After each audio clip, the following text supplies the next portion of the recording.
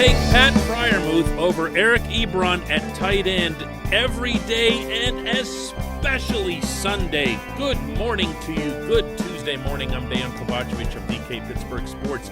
This is Daily Shot of Steelers. Comes your way bright and early every weekday morning. If you're into hockey and or baseball, I also offer up daily shots of Penguins and Pirates right where you found this. The Steelers resume training camp today at Heinz Field. Practices at 1:30 p.m. I'll be over there covering it for DK Pittsburgh Sports. Looking forward to that in every which way, including this one.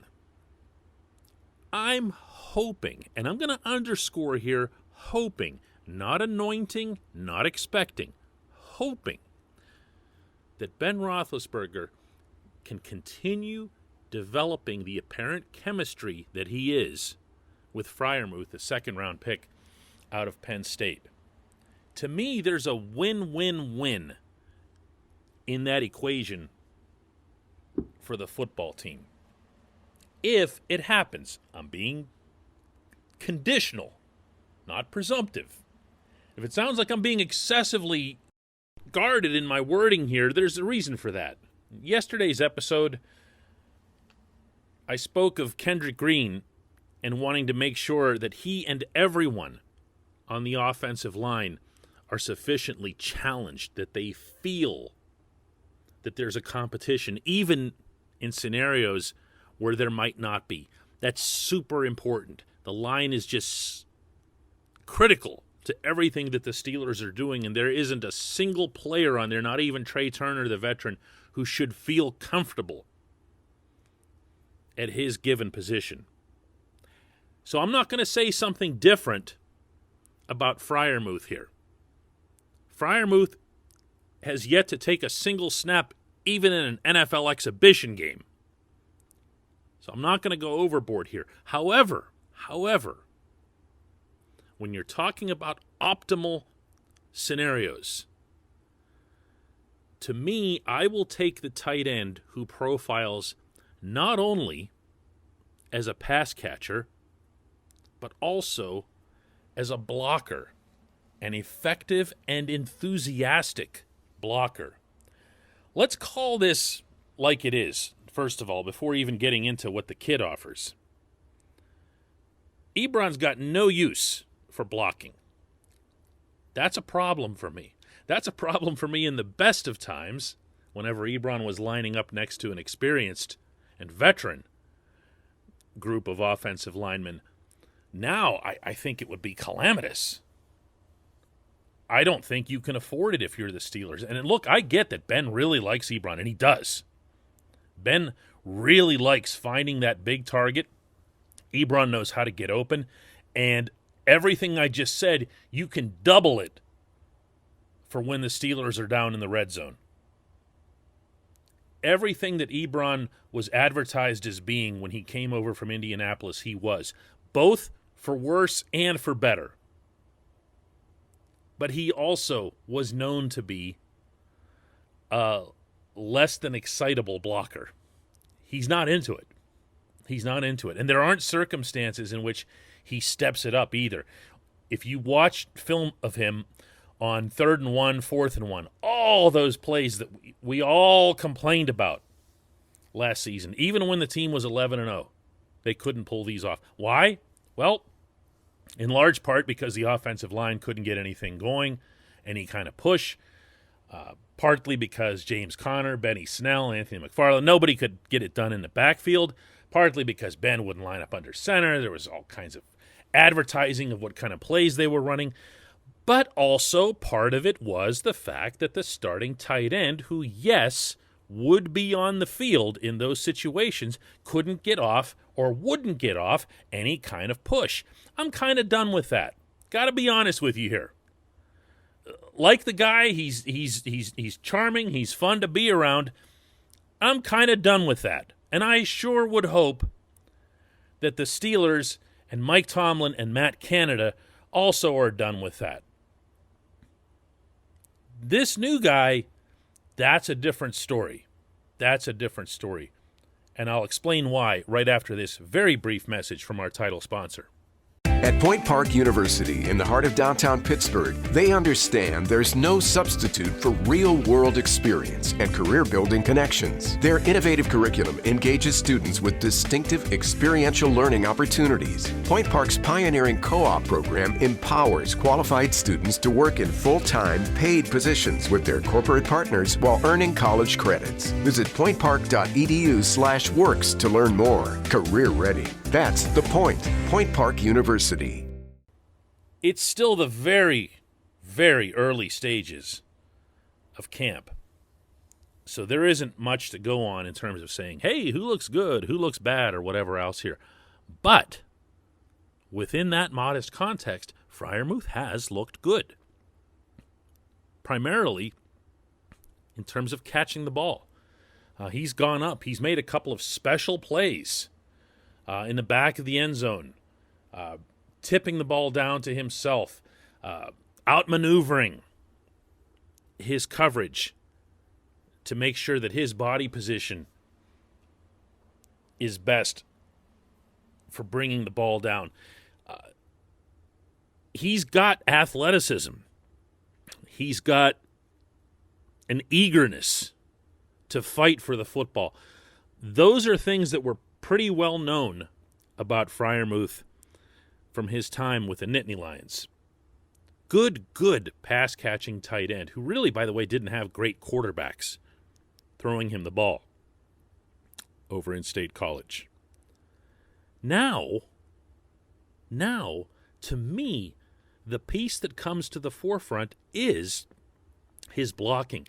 He's always been very, very good at it, and that weighed a lot into the Penn State offense, and actually even going back before that in his high school career.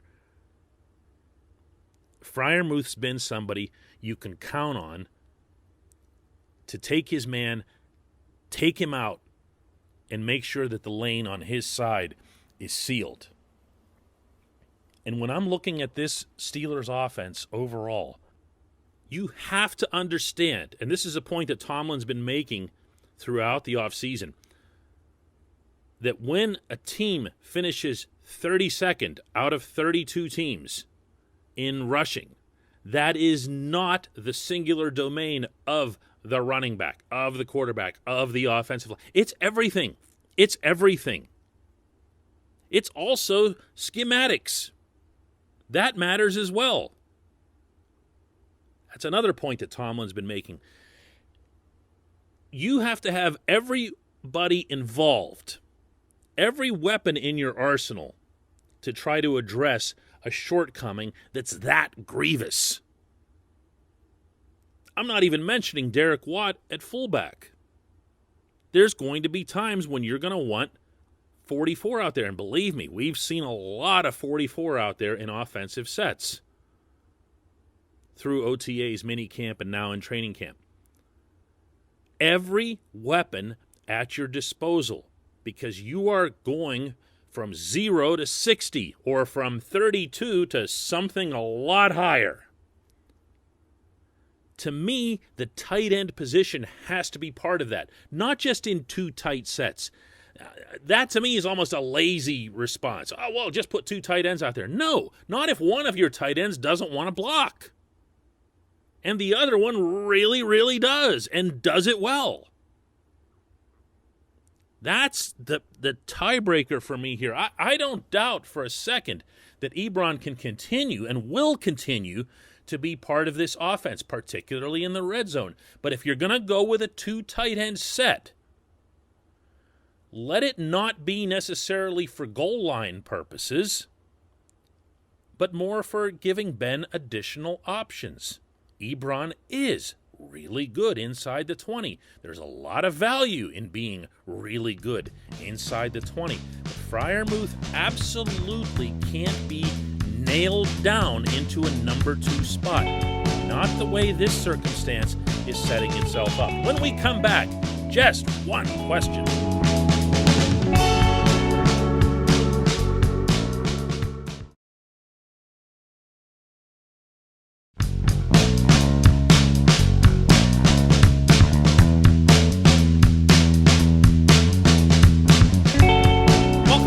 time for Just One Question. That's brought to you on this program always by the personal injury law firm of Luxembourg, Garbic, Kelly, and George. LGKG. They represent people who are hurt in car accidents, who need assistance with workers' comp, who filed medical malpractice claims. The attorneys at LGKG have been designated super lawyers, capital S, capital L, for over 15 years. That designation is reserved for the top 5% of all attorneys across our Commonwealth. LGKG has offices in Cranberry, Newcastle, Beaver Falls, Butler, and Elwood City. Learn more about them at lgkg.com or call 888-842-5454. Today's question comes from Julie, and she asks, DK, I can't believe Najee isn't getting vaccinated. This worries me. It's a risk. Red flag on Najee Harris. This will be a problem for the Steelers. I don't like it. What are your thoughts? My first thought, Julie, is that I share your apparent sentiment, your obvious sentiment, that everyone should be getting vaccinated. I'm not really even sure that's an opinion at this point, considering the overwhelming evidence of the benefits to everyone of each individual getting vaccinated. There's a very, very good chance that the United States can overcome this thing within the span of a couple of months if the numbers can go up even just slightly. I also share your equally apparent concern that anyone in the Steelers fold, never mind somebody as important as Najee, wouldn't be vaccinated because it puts him at a disadvantage. If you've read the NFL guidelines on this sort of thing, he's not going to be in classroom settings. He's got to do a lot of stuff via Zoom call. He's got to get tested literally 10 times more than a vaccinated player does. And that's all time and energy that could be infinitely better spent on applying himself purely to football in his very first season in the NFL. Now, where I will throw up, what was the term you used here? A red flag back respectfully in your direction is that we aren't 100% certain that he isn't vaccinated. Let me share the background on this for anyone who doesn't know. It appears, though it has not been confirmed, that the Steelers and a couple of other teams in the NFL are having their non-vaccinated players wear these yellow bracelets. Harris is one of a handful of players who've been photographed practicing with that bracelet. Once more, nothing's been confirmed. Not about the bracelets, not about Najee, and not even, this is equally important to stress here, whether or not Najee has had the vaccination or had the first shot but not gotten the second one yet. Does that make sense? In other words, if you're not fully vaccinated, you might be required to wear this bracelet regardless until you get the second one. In fact, that would kind of make the most sense to me. So for all we know, he's already had one and is just waiting on the second, and this will all be no big deal. Again, we just don't know. I do know, and I do appreciate that this is being very, very heavily discussed now on social media, but I prefer, in my line of work, to deal in verifiable facts, and I'm sharing with you everything that I know and that I believe is known by anyone outside the team. And that's exactly where that is. I do hope that Najee either is getting vaccinated or will get vaccinated, because I believe, even setting aside your thoughts on vaccines and this particular vaccine, I believe this will help him get through his NFL rookie season with far fewer distractions, including, I might add, people like me and you, Julie, even talking about it. You know, let's talk about football. Let's talk about football. I appreciate the question. Very timely and very important. I'm heading over to the football field today I am looking forward to that, and I will be able to report to you for tomorrow's Daily Shot of Steelers directly from the scene. Thanks for listening to this. Hey everybody, thanks for listening. Please subscribe to our DK Pittsburgh Sports channel, and don't forget to hit the bell to get notified every time we post a new video or podcast.